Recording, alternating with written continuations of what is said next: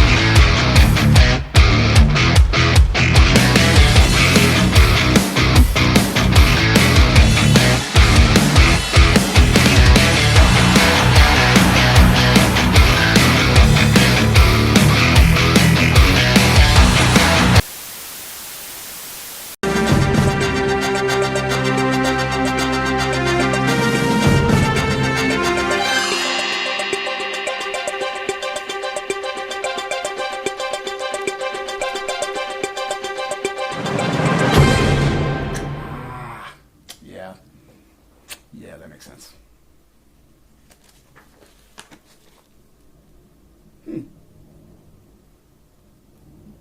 Yeah, that makes sense.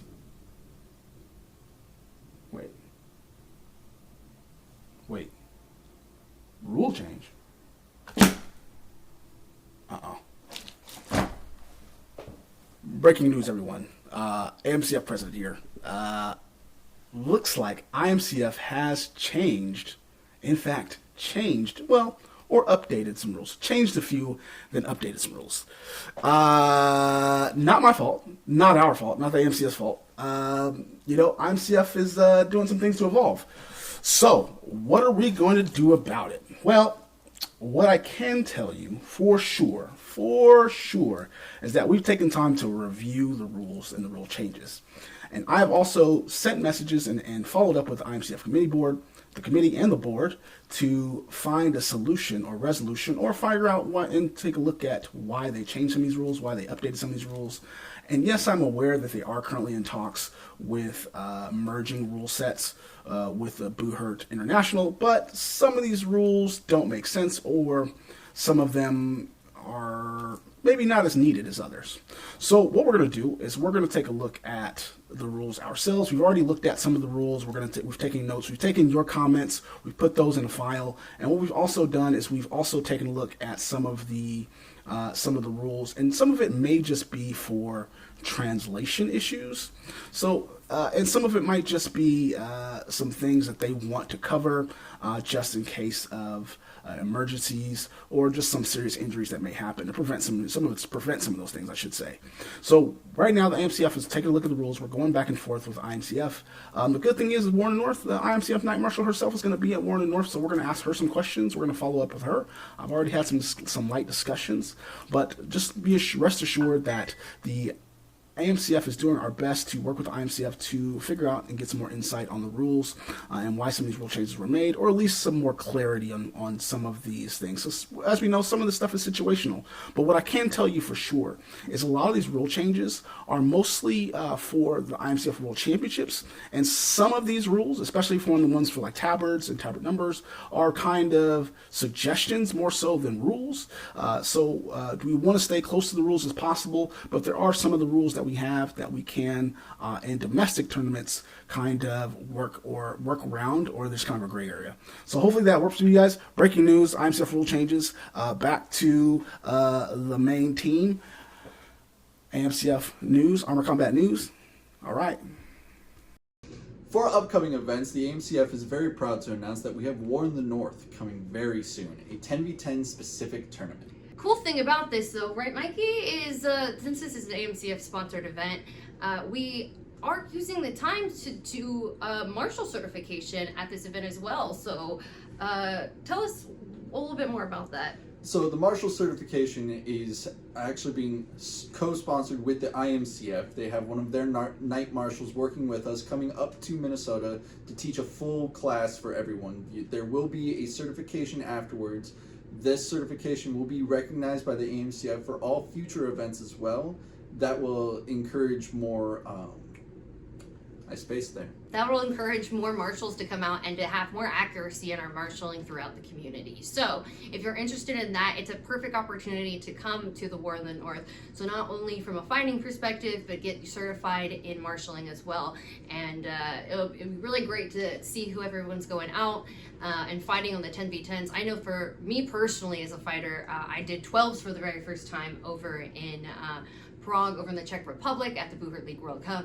So I know that 10s is a very exciting format, and looking forward to seeing all the teams out there showing up to that event. That's not only the qualifiers, but it's speaking about the IMCF qualifiers that we normally put on, Mikey. Can you tell us when that might be? So we're currently working on a few different things, exact locations, exact dates. We don't have that set yet, but we are currently projecting to have the AMCF qualifiers to go and represent us at the International Medieval Combat Federation. The qualifiers are currently being set up looking at November.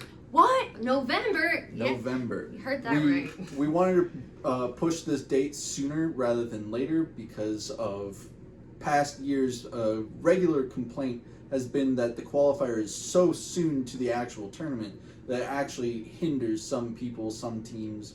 It could lead to injuries that could affect our actual outcome internationally. So we're trying to push this qualifier to be even earlier so that teams have time to work together and get prepared for wherever IMCF finally decides to host. Correct. More time for fighting, more time for training, more time for fundraising, and it also doesn't intersect with other large events that are back to back, so it also can increase the amount of turnout per each event, and fighters don't have to really be like, well, I want to do this one or this one, so they can be able to compete in both, which allows for more events for the community. Exactly. And now we'll head over to Ringo for the clip of the week. Hey, it's Ringo here for the AMCF, giving you some clips from the Nightfall tournament a couple weeks ago up in Calgary. There's a lot of high-flying action that went on there, so we're going to look at the good, we're going to look at the bad, and well, we're going to look at the ugly. Speaking of, here's Brett Skinner going for, who fucking knows, maybe a flying triangle attack? It's not BJJ, not sure how he thinks he's going to finish that one. Gives it up, nothing doing. More conventional approach from his teammate Johnny Porter, flying knee to the back, and of course, scoops the head as he comes over. That's the key right there. Make sure you collect the head on all of your jumping attacks. That takedown sets up his buddy Daniel Krug for a nice little push takedown. Johnny's not done though, crosses the list. Flying, spearing front kick right to the gut. Pushes this guy right through the goddamn list. I would not want to be him. Johnny tries again, going up. The knee doesn't quite land this time. Almost gets the hip, but not quite there. Can't scoop the head. No takedown. Makes up for it here, though. Again, too close. Can't land the knee, but is able to get around the head. As soon as his feet touch, his hips are in. Brett Skinner helping out, making sure he gets the takedown. And that's that.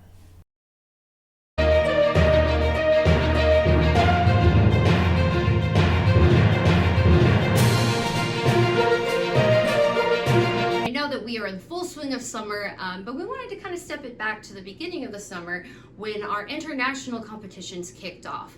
We had both the IMCF World Championship in Belmonte, Spain, and the Buhurt League World Cup in Lisbon, Czech Republic. For this segment, we brought on two fighters that they're both going to give us their individual perspectives of each tournament. Today we have Julie Peterson, who represented the United States in longsword for the women's category at the IMCF event in Belmonte, Spain. Julie, great to have you here. Thank you, thank you. And just so everybody knows, Julie doesn't always dress in her awesome armor. I'm pulling away from a practice, but I like to think it would be cool that Julie just walks around like in her armor all the time, just beating people It's up. a thought.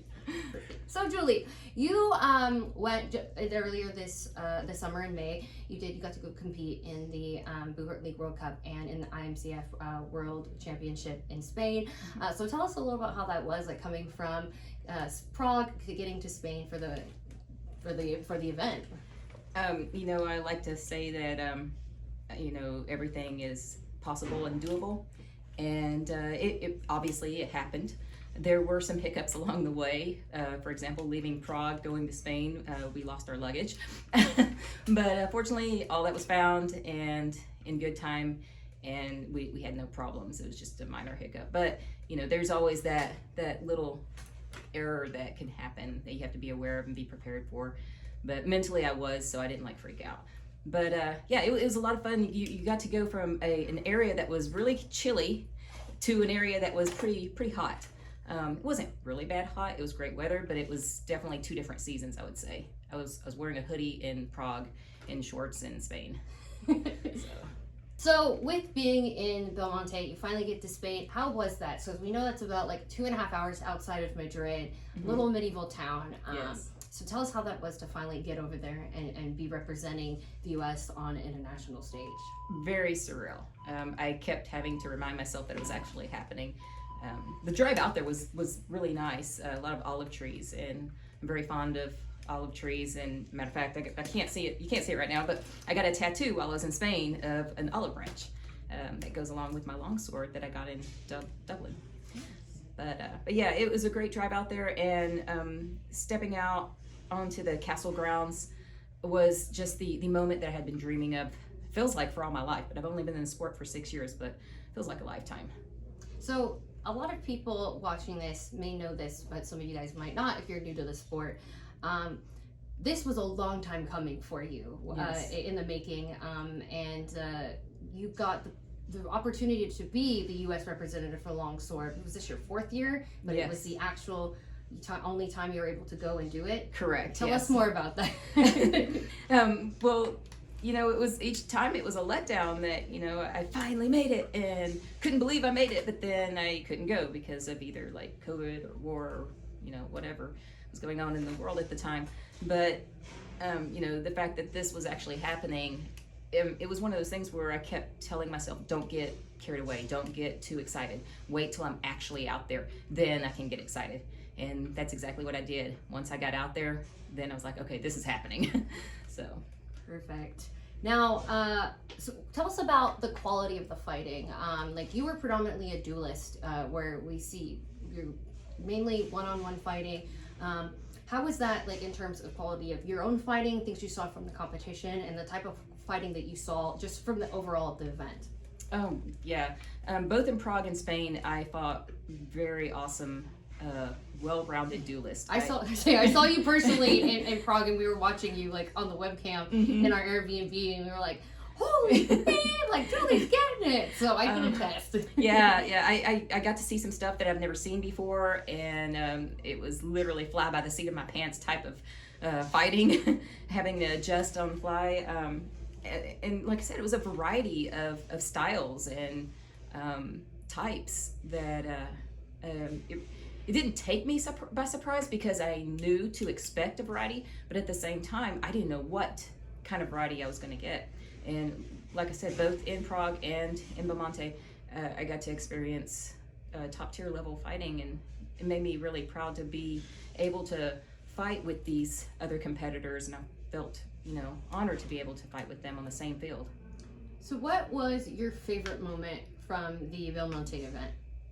From the Belmonte event, that would be whenever we walked from the castle down the long steps to the field.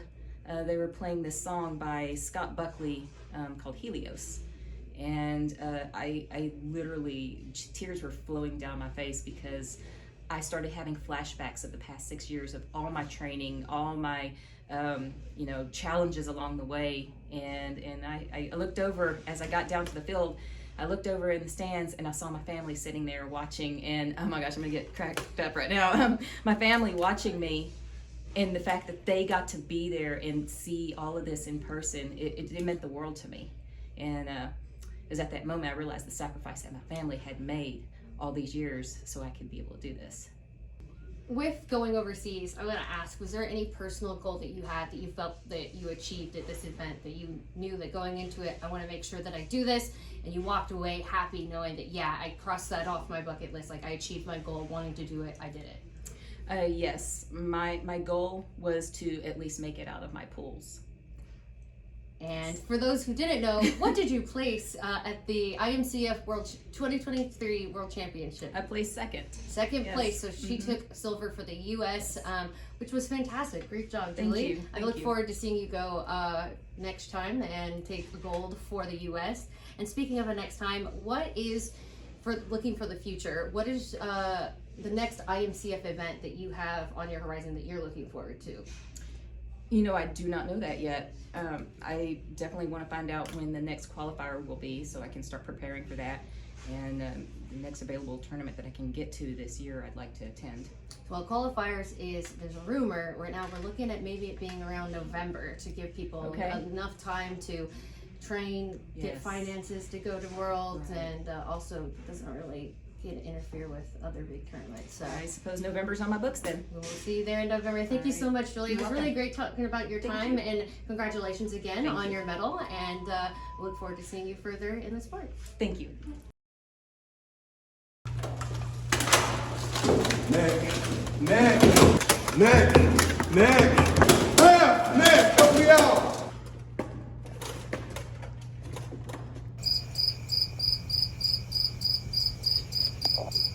Don't be a dummy when it comes to marshalling. Get IMCF Marshal Certified at War in the North this August 12th and 13th in Minneapolis, Minnesota. Registration is $25. We'll have an IMCF Night Marshal there to make sure you know your stuff. You can sign up on the AMCF Facebook page, and if you have any questions, reach out to an AMCF Board of Director for more info.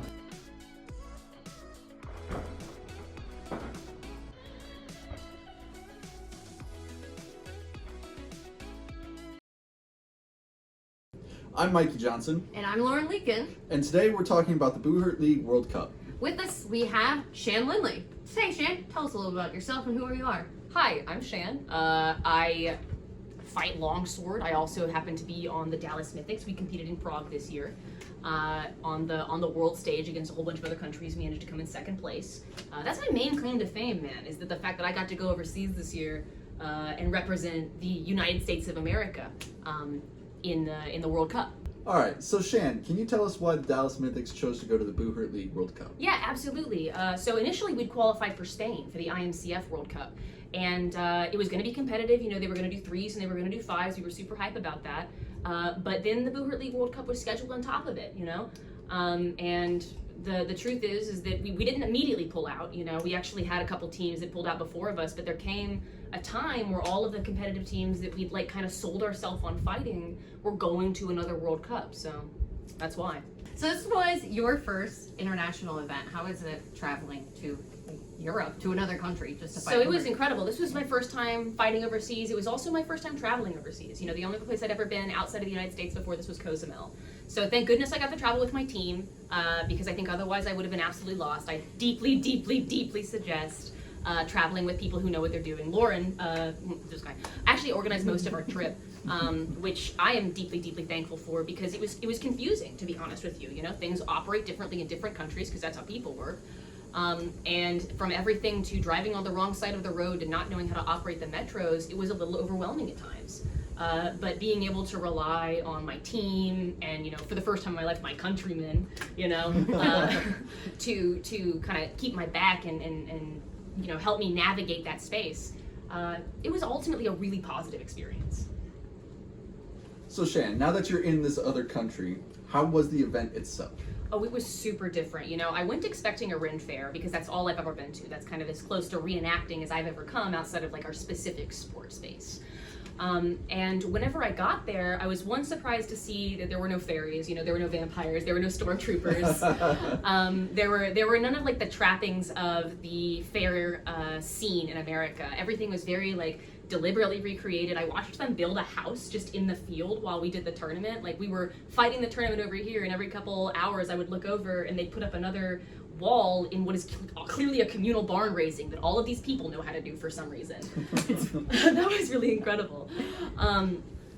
Like the fighting itself was absolutely fantastic. I will say that the list was painful. The hardest part for me was I don't want to say quality, because I recognize that in a recreation sport, fighting in the mud is literally what my forefathers would have done, you know, but I admittedly train on a concrete floor or like a turfed grass, which is maybe on me, but the fact that the ground tried to eat my feet whenever I moved, and no matter how much sawdust and mulch they put down, nonetheless it was a swaggering muckmire. And I nearly broke my ankles like 3 times. Sorry. That part was hard. But it was such a beautiful event, you know, seeing everybody dressed up to the nines in their recreative like attire.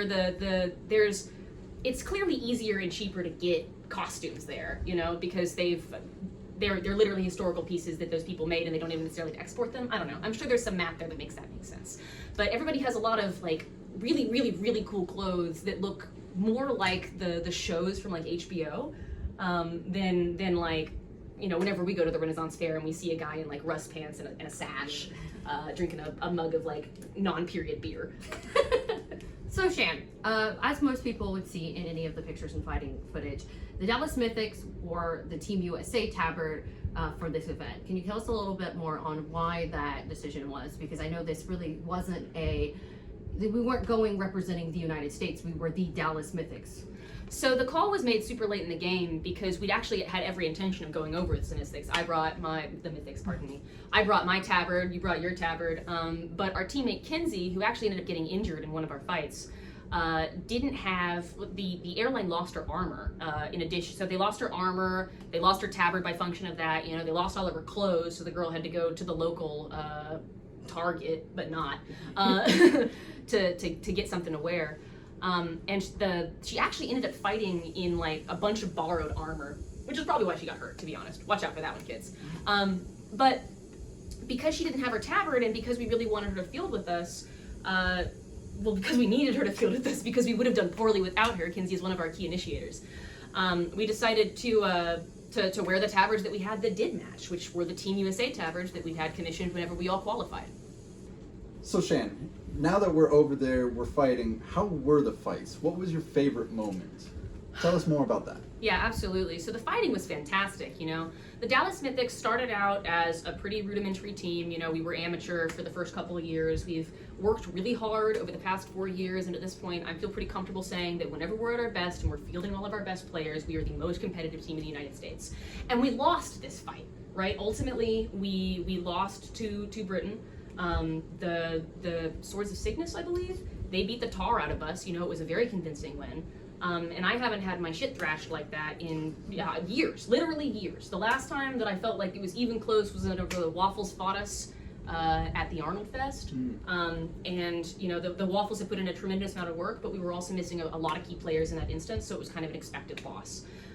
So fighting those sort of Cygnus girls on what felt like their home turf, certainly not fucking mine, in the dirt, in the mud, you know, it was incredible. So one of the cool things that I know with one of my personal experiences is, as you mentioned, we went as a team, and we stayed together as a team in a Airbnb for the most part, and we did team dinners. And one night we went to go back to get one of our fighters, Shanna, who was still at the fighting site. And we went to go retrieve her, Shannon and I did, which led to a really interesting surprise. You want to tell us more about that? Yeah, Shannon? absolutely.